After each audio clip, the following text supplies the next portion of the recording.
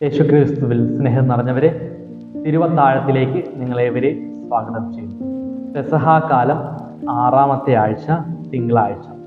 തിരുസഭാ മാതാവ് ഇന്ന് നമുക്ക് ധ്യാനിക്കുവാനായി നൽകുന്ന തിരുവചനം യോഹന്നാന്റെ സുവിശേഷം 15-ാം അധ്യായം 26 മുതൽ 16-ാം അധ്യായം 4 വരെയുള്ള തിരുവചനങ്ങളാണ്.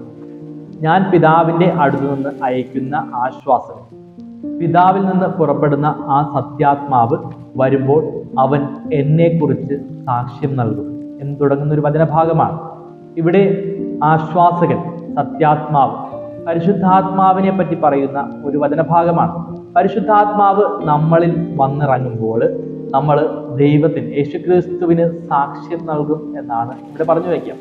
1-ാം വായനയിൽ പൗലോസ് അപ്പോസ്തലൻ തൻ്റെ പ്രേക്ഷിത യാത്രയിൽ ഫിലിപ്പീനിലെ പ്രധാന കേന്ദ്രത്തിൽ വച്ച് ലിദിയയുടെ മാനസാന്തരത്തെ പറ്റിയാണ് ഇന്നത്തെ 1-ാം വായന പറയുക. അവൾക്കുണ്ടാകുന്ന മാനസാന്തരം എന്ന് പറയുന്നത് പരിശുദ്ധാത്മാവിന്റെ പ്രേരണയാൽ പൗലോസ് അപ്പോസ്തലൻ സംസാരിക്കുന്നത് കേട്ട ലിദിയ ഉടനടി മാനസാന്തരത്തിലേക്ക് മാറുന്ന ഒരു വചനഭാഗമാണ്. ഇവിടെ കർത്താവ് സുവിശേഷത്തിൽ പറഞ്ഞ ആ ഒരു അനുഭവം, പരിശുദ്ധാത്മാവ് ആരിൽ വന്ന് ഇറങ്ങുന്നുവോ അവരിൽ നിന്നുണ്ടാകുന്ന ഓരോ സ്വരവും യേശുക്രിസ്തുവിന്റെ സാക്ഷ്യമാണ്.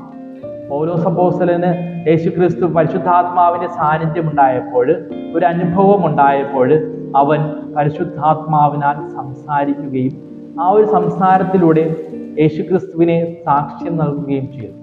എൻ്റെ ജീവിതത്തിൽ പരിശുദ്ധാത്മാവിനെ സ്വീകരിക്കുന്ന ഒത്തിരി അനുഭവങ്ങളുണ്ട്, നേരായ അനുഭവങ്ങളുണ്ട്. ആ അനുഭവങ്ങളിലൂടെയും നമുക്ക് യേശുക്രിസ്തുവിനെ സാക്ഷ്യം വഹിക്കുവാനായിട്ട് സാധിക്കണം. എൻ്റെ ജീവിതം യേശുവിന് സാക്ഷ്യം വഹിക്കേണ്ടതാണ് എന്നൊരു തിരിച്ചറിവുണ്ടായിക്കൊണ്ട് യേശുവിന് വേണ്ടിയിട്ട് നമുക്കും എല്ലാവർക്കും സാക്ഷ്യം വഹിക്കാം, യേശുവിനെ മറ്റുള്ളവർക്ക് പകർന്നു നൽകാം. അതിനു വേണ്ടിയിട്ട് പൗലോസ് അപ്പോസ്തലനെ പോലെ നമുക്ക് പ്രേക്ഷിത യാത്രകൾ ആരംഭിക്കാം. ഇവിടെ നിന്നും ഒരുപാട് ദൂരേക്കൊന്നും നമുക്ക് യാത്ര ചെയ്യേണ്ട ആവശ്യമില്ല, മറിച്ച് എൻ്റെ അടുത്തുള്ള വ്യക്തികൾക്ക് യേശുവിനെ നൽകുവാനായിട്ട് നമുക്ക് സാധിക്കട്ടെ. ദൈവം നമ്മെ അനുഗ്രഹിക്കട്ടെ.